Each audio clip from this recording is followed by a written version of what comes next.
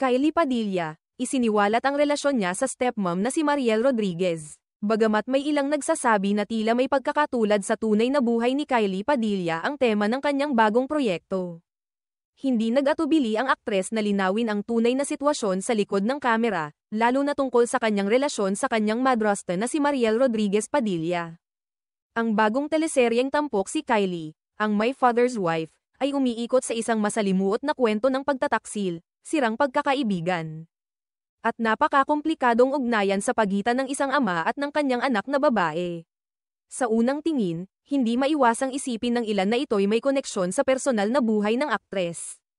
Lalo na't kilala rin si Kylie sa pagkakaroon ng mga isyong pampamilya noong mga nagdaang taon. Sa isang panayam na isinagawa ng GMA Network, inamin ni Kylie na may pangamba siyang baka pagdugtong-dugtungin ng mga tao ang istorya ng palabas at ang kanyang personal na karanasan. Actually, medyo nag-alala talaga ako noong una, ani Kylie. Alam mo yung pakiramdam na kahit fiction naman ang ginagawa mo, may mga taong pilit itong iniuugnay sa realidad. Ayon sa kanya, ayaw niyang magkaroon ng maling impresyon ang publiko. Lalo na't may ilang bahagi ng kwento sa serye na maaaring magbukas ng interpretasyong ito ay halaw sa kanyang personal na buhay.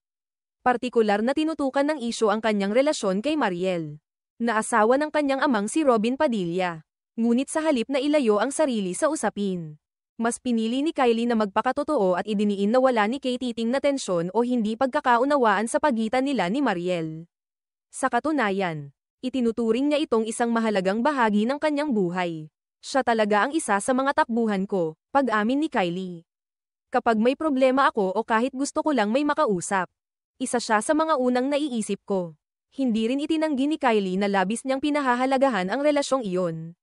Malayo raw sa iniisip ng iba ang kanilang pagsasama bilang pamilya. Ayon sa kanya, hindi ito katulad ng mga madalas ipalabas sa mga teleserye kung saan madalas itinatampok ang tensyon sa pagitan ng anak at madrasta.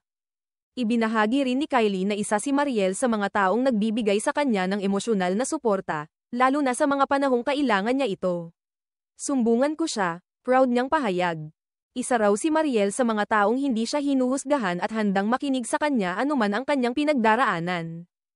Ang ganitong pahayag ni Kylie ay isang patunay na sa kabila ng mga kontrobersya at haka-haka ng publiko, nananatiling matibay at puno ng respeto ang ugnayan nila sa loob ng kanilang pamilya.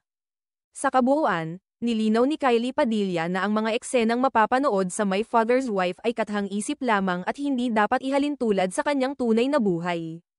Sa halip na intrigang puno ng alitan, isang masayang pagsasamahan ang bumabalot sa kanilang pamilya, na sa kabila ng pagiging modernong setup ay tunay na nagtutulungan at nagmamahalan.